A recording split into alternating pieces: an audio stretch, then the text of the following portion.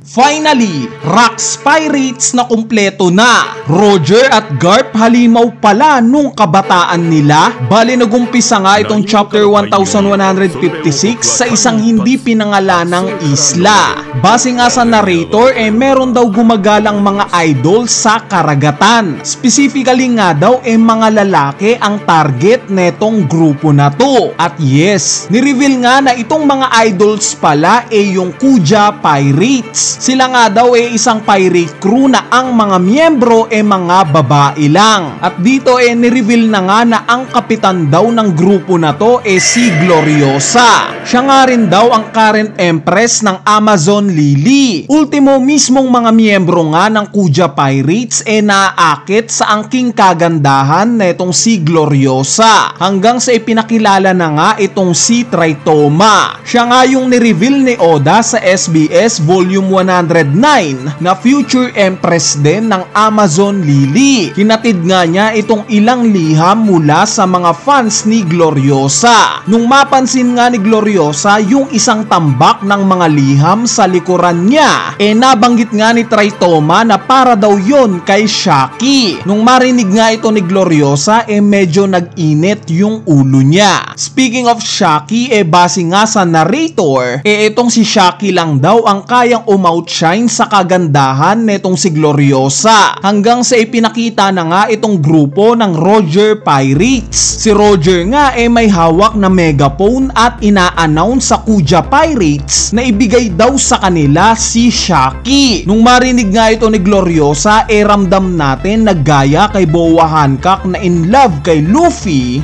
ganito rin yung nararamdaman ni Gloriosa para kay Roger. At dito nagkaroon na nga ng laban sa pagitan ng Kuja Pirates at Roger Pirates. Pero bago pa nga mag-umpisa itong laban nila, bigla na ngang lumabas itong si Shaki. As per Shaki nga, mukhang ilang beses na siyang pinagtatangkaang kunin netong Roger Pirates. Paglabas pa nga lang ni Shaki, nakita nating halos mahimatay na itong buong Roger Pirates sa kagandahan niya. So dali-dali ngang inatake ni Shaki itong si Scupper Gaban. Kasabay nga nito yung pag-atake rin niya kay Roger. At yes, although mahirap ngang paniwalaan, napatumba ni Shaki si Roger. Tinayuan nga niya ito at nagsinde ng sigarilyo. Visible nga rin kay Roger yung bukol na ginawa sa kanya netong si Shaki. At dito harap-harapan ngang sinabi ni Shaki kay Roger na hindi daw siya magpapahuli dito. Though harsh nga itong si Shaki sa buong Roger Pirates, pagdating nga kay Silver's Rayleigh, nakita natin kung gaano siya ka-in love dito. Kinindatan nga niya ito na ipinagtataka naman ni Rayleigh.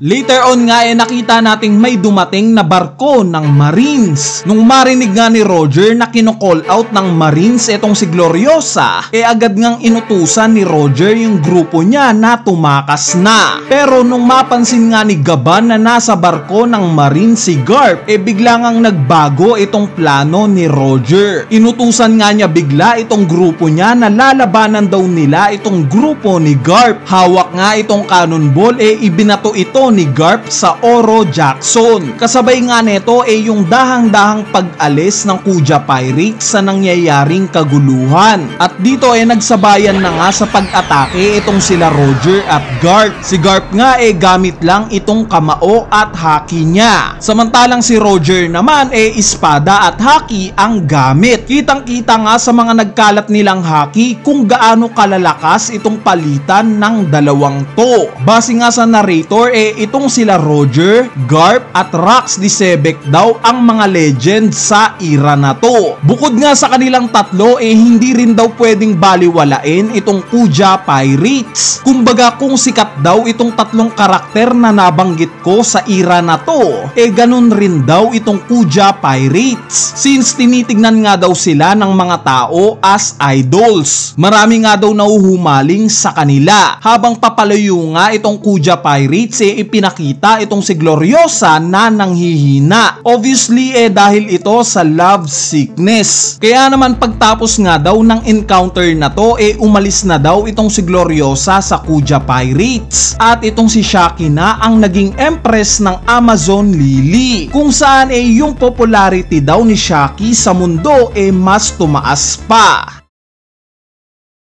Sa sumunod na panel naman bigla ngang napunta yung scene sa Elbaf, specifically sa bar ni Ida sa Underworld. Sa moment nga na to mukhang nalunod si Loki at niligtas siya ng isang mangingisdang giant. Base nga sa kanya nag-hesitate daw siyang tulungan si Loki dahil sa tuwing wala daw si King Harald sa Elbaf puro kalokohan daw yung ginagawa netong si Loki. Nung marinig nga ito ni Ida bigla siyang nagalit dahil bakit nga naman mag-hesitate pa na iligtas itong bata na si Loki? Paano na lang daw kung namatay ito? So pinigilan nga ni Harald si Ida na pagalitan itong mangingisda since para sa kanya nga kasalanan naman daw talaga ni Loki. At dito nagsympathize na nga si Ida kay Loki. Alam nga daw niya yung pinagdadaanan neto since patay nga daw yung nanay neto at busy naman sa gawain niya itong si King Harald. Kaya naman nagsuggest nga itong si Ida na dito na lang daw tumira si Loki kasama nila ni Harudin. Pero parehas nga itong tinutulan nila Loki at Harudin. So may bad blood pa nga rin sa pagitan ng magkapatid na to. Kasabay nga neto inakusahan ni Loki si Ida na kaya lang daw ito mabait sa kanya dahil sa gusto netong tumira sa kastilyo. Nung marinig nga ito nila Harudin at Harald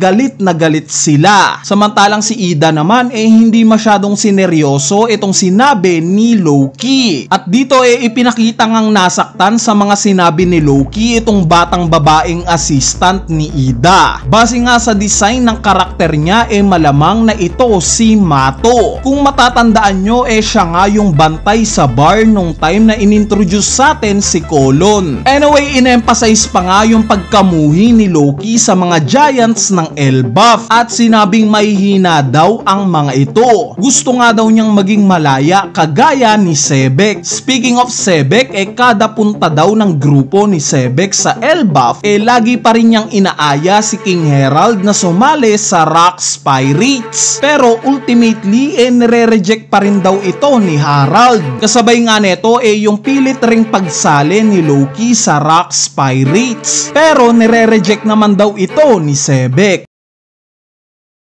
Hanggang sa ilang buwan nga daw ang lumipas matapos makonquer ng Rocks Pirates itong Hachinosu, may isang misteryosong karakter nga ang pumunta sa isla na to at diniklarang sasali daw siya sa Rocks Pirates. Base nga sa reaksyon ng mga pirata dito, minamaliit nila masyado itong misteryosong karakter na to. Sinabihan nga siya ng mga pirata dito na hindi daw siya makakalapit kay Sebek dahil papunta pa lang daw siya baka patayin na siya ng mga miyembro neto. Pero hindi nga nagpatinag itong misteryosong karakter. Bigla nga niyang dinakot itong isang pirata sa ulo at ni-reveal na yung itsura niya. Siya nga daw si Kyo na later on makikilala sa alias na Silver Axe. Base nga sa epithet niyang to indeed, meron nga siyang daladalang napakalaking palakol sa likuran niya. Base nga sa mga pirata nung ma-reveal itong itsura ni Silver Axe,